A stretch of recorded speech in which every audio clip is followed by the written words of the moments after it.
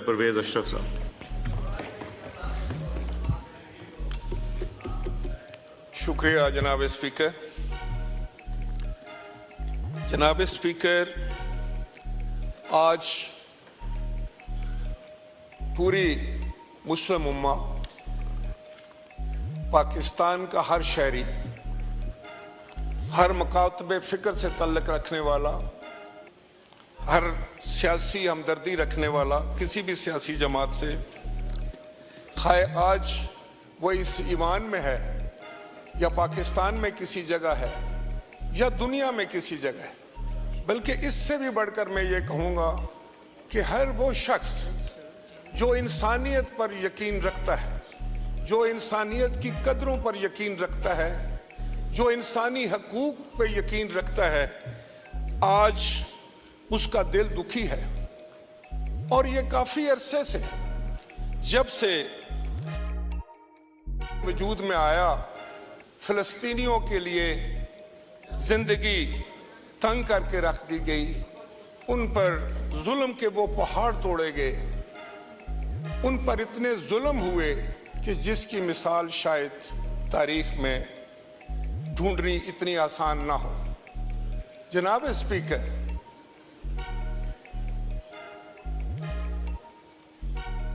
मुझे ये बात करते हुए कोई बात नहीं है कि ये सब कुछ इसलिए हो रहा है कि फ़लस्तीनी कमज़ोर, उम्मत इस्लामिया कमज़ोर,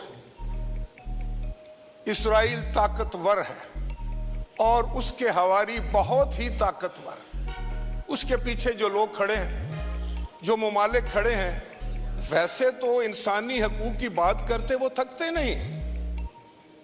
छोटी छोटी बातों पर तो इतने बड़े बड़े केसेस बना लेते हैं, इतने बड़े बड़े उनके दावे होते हैं कि इंसानी हकूक़ की वहाँ पर खिलाफ वर्जी होगी, इंसानी हकूक़ की वहाँ पर खिलाफ वर्जी होगी। वो जानवरों की हकूक़ की खिलाफ वर्जी की बात करते हैं, वो एनवायरनमेंट की बात करते हैं। लेकिन अफसोस, सद अफसोस कि इज़राइल जिस बेईमाना तरीके से, जिस खौफनाक अंदाज से, जिस जुल्म के साथ वो फ़लस्तीनियों पर जुल्म ढा रहा है, उनका खून कर रहा है, खून की नदियां बहा रहा है, मैं समझता हूँ कि जिस तरीके से आज इस ग्लोब की, इस कुर्रा अर्ज़ की सारी इंसानियत को खड़े होकर ये बात करनी चाहिए थी, वो नहीं हो सकी। कमज़ोर और ताकतवर की ये जंग है और ताकतवर अपने ताकत के नशे में हर वो हद क्रॉस कर रहा है जो इंसानियत की तजलील है। जनाब स्पीकर, कहाँ गया जेनीवा कन्वेंशन, कहाँ गया इंटरनेशनल कोर्ट ऑफ जस्टिस, कहाँ गया सलामती काउंसिल, कहाँ गई यूएनओ, कहाँ गई वो सारी तंजीमें जो बड़ी बड़ी बातें किया करते थे। आज तो ये हो रहा है जनाब स्पीकर कि स्कूलों पर बमबारी करके मासूम बच्चों को शहीद किया जा रहा है, अस्पतालों को नहीं बख्शा जा रहा है, मरीजों को मार दिया जाता है, मरे हुए लोगों को भी बम्बार्डमेंट करके और मारा जा रहा है। और हद तो ये है कि कल परसों जो कुछ हुआ ईरान में, उसकी मिसाल कहाँ मिलती? क्या ये जो बहुत बड़े बड़े नामी गिरामी है, इंसानियत की बात करने वाले, इंटरनेशनल नॉर्म्स की बात करने वाले, बैनुल-अक़वामी हदों की तहफ़्फ़ुज़ की बात करने वाले, मुल्कों की सोवरेनिटी की बात करने वाले, इंडिपेंडेंस की बात करने वाले, उन्होंने क्या कहा है? इस्माइल हानिया को नहीं मारा गया। ये इन तमाम वो जो तमाम नॉर्म्स थे, वो जो तमाम वो इखलाकियात थी बैनुल-अक़वामी, उसकी धज्जियाँ उड़ा दी गई, लेकिन कोई कुछ नहीं बोला, इसलिए कि वो ताकतवर हैं और जिनके खिलाफ ये सब कुछ हो रहा है वो कमजोर। सबको पता है, हमें भी पता है।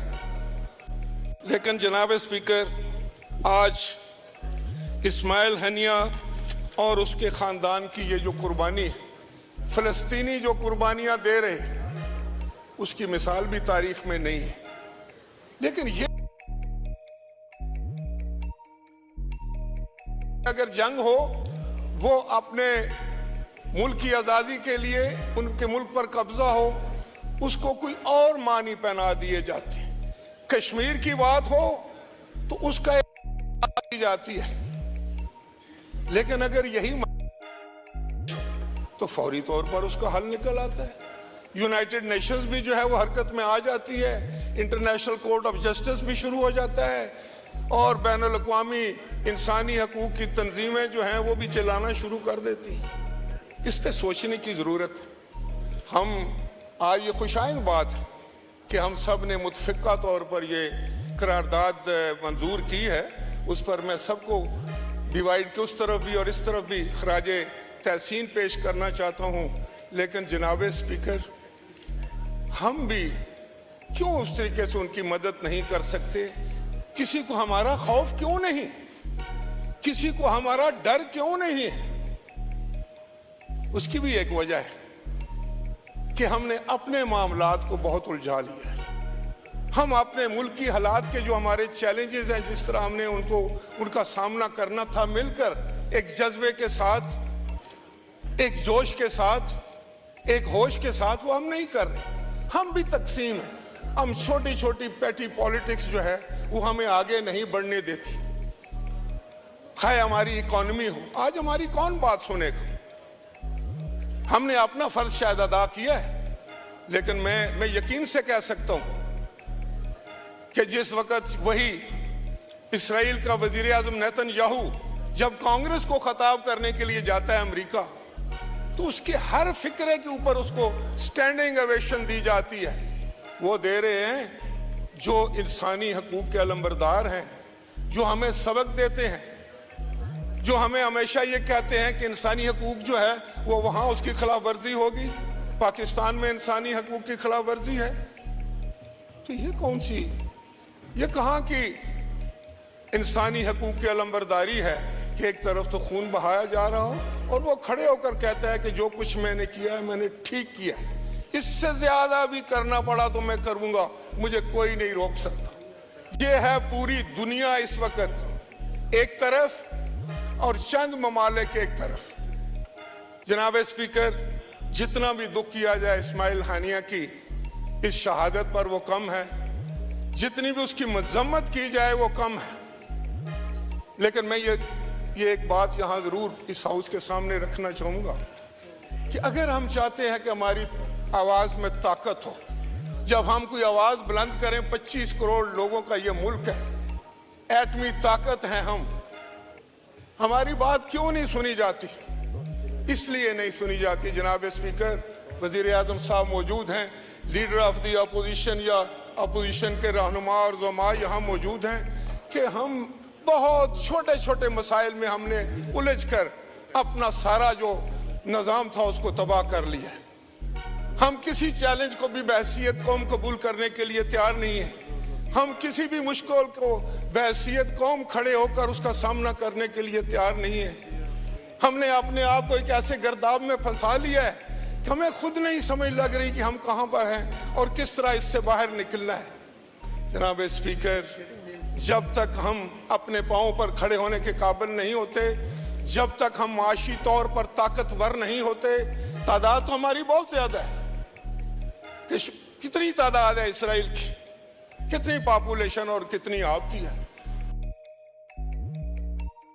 कितनी आबादी है, कितनी ताकत है। लेकिन सच्ची बात तो यह है कि हम सब मिलकर भी कमजोर हैं और वो अकेला हमसे ताकतवर है। इसलिए कि मैं समझता हूँ कि वो अपने मुल्क को, अपने माशरे में उन्होंने बहुत सारे मामलात को इस तरह कंट्रोल किया है जिससे एक माशरा मजबूत और ताकतवर होता है, और उसके पीछे जो कुव्वतें खड़ी हैं उनसे हम सब लोग खाइफ, हम सब लोग किसी ना किसी तरीके से उनके मामलात के आगे मजबूर और बेबस और बेकस हैं। जनाब स्पीकर, पाकिस्तान को अल्लाह ताला ने हर किस्म की नेमत से नवाजा है। मैं बड़े दुख से ये बात कर रहा हूँ। हम कहाँ फंसे हुए? 1 अरब डॉलर, 2 अरब डॉलर, 7 अरब डॉलर, 10 अरब डॉलर। यहाँ तो कभी हमने बहस नहीं की इस पर कि हम किस तरह इस मुश्किल से बाहर निकलें, किस तरह इन चैलेंजेस से ओहदा भरा हों। बड़े बड़े काबिल लोग जो हैं वो अपोजिशन में भी बैठे हुए हैं, बड़े बड़े अच्छे कानूनदान बैठे हुए हैं, बड़े बड़े अच्छे सियासतदान बैठे हुए हैं, बड़े बड़े अच्छे, मैं समझता हूं कि हम सब लोग पाकिस्तान से मोहब्बत करने वाले लोग हैं। यहाँ एक मेंबर भी ऐसा नहीं है, ना हाउस के अंदर ना गैलरी में बैठे हुए लोगों में से, जो पाकिस्तान से टूटकर मोहब्बत ना करता हो, जो पाकिस्तान से इश्क ना करता हो। लेकिन उसके बावजूद क्या है, हमने एक दूसरे का चेहरा खराशें डाल डाल कर खराब कर दिया, हमने एक दूसरे का चेहरा बगाड़ कर रख दिया, हमने बहसियत कौम अपने आप को तकसीम कर लिया, तकसीम दर तकसीम, कभी मजहब के नाम पर, कभी माशरे के नाम पर, कभी जुबान के नाम पर, कभी इलाकाई तकसीम कर करके हमने छोड़ा क्या। खुदा के लिए ये करारदादें बहुत अच्छी बात है, लेकिन इनमें ताकत जब आएगी जब पाकिस्तान में हम आंगी होगी, यकसुई होगी, आप एक दूसरे का हाथ पकड़ेंगे, जब लोगों को, पूरी दुनिया को पता चलेगा कि ये 25 करोड़ लोग एक हैं, ये एक एटमी ताकत है। फिर जब आप इसराइल को कहेंगे कि खबरदार, कल अगर तुमने यहां पर बम्बार्डमेंट की, कल अगर तुमने फिलिस्तीनियों का खून बहाया तो हम इसका बदला लेंगे, तो वो सुनेगा ये बात, आज नहीं सुनेगा। तो आए सबसे पहले हम अपने घर को ठीक करें, आए हम अपने घर को ठीक करें, और खुदा के लिए कोई डायलॉग ओपन कर लो। अब भी जनाब वजीर आजम, मैं आपसे गुजारिश करूं, you are at the helm of the affair, आए कोई डायलॉग ओपन करें, अपने मुल्क को भी बचाएं और मिल्लत इस्लामिया के लिए भी ताकत बनने की कोशिश करें। तो ये उसी वक्त होगा जब हम एक दूसरे का हाथ पकड़ें, सियासत करें, जरूर सियासत करें।